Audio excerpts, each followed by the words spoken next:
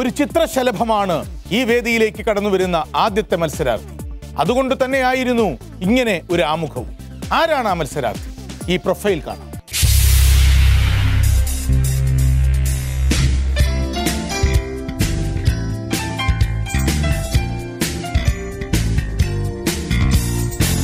എൻ്റെ പേര് Dhanya Ravi. I'm basically from Palakkad, but I'm here all the way from Bangalore. I'm born with a disease called brittle bone disease. എല്ലുകൾ പൊടിയുന്ന രോഗം. അശ്വമേധത്തിൽ പങ്കെടുക്കുന്നത് എൻ്റെ ഒരു വലിയ ഡ്രീമാണ്. And yeah, today is the day.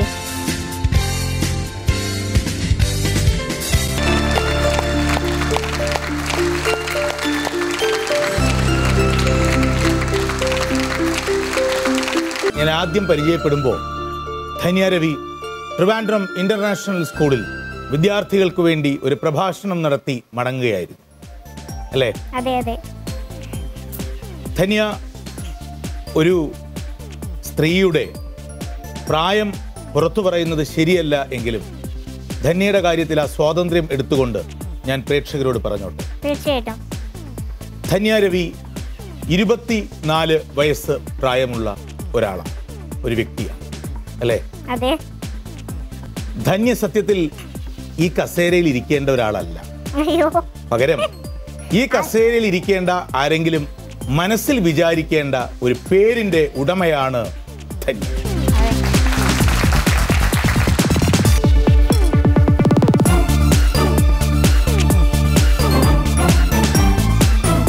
ലോകചരിത്രം, world history.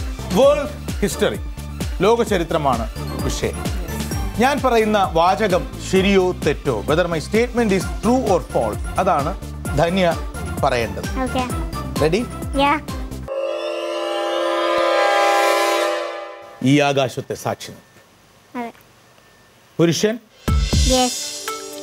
Indian,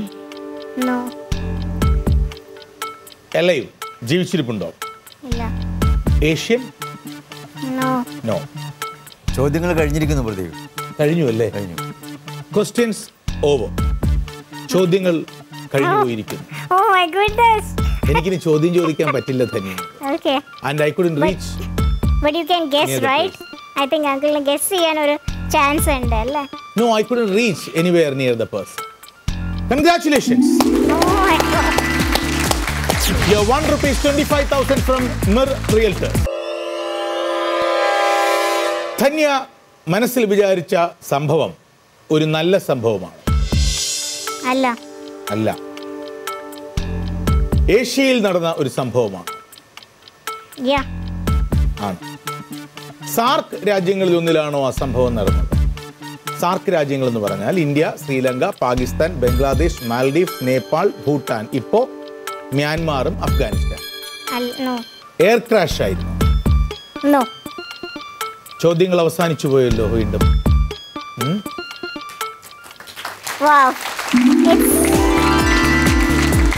well done Dhanya, congratulations.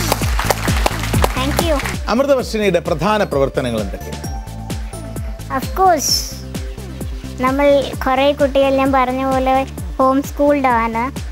So അമൃതവർഷിണിയിലെ ഒരു organisation കൂട്ടായ്മ ഉണ്ടായി പിന്നെയാണ് നമുക്ക് എല്ലാവർക്കും കുറച്ചും കൂടി communicating skills, writing skills, reading skills എല്ലാം കുറച്ച് ഇംപ്രൂവ് ആയത്.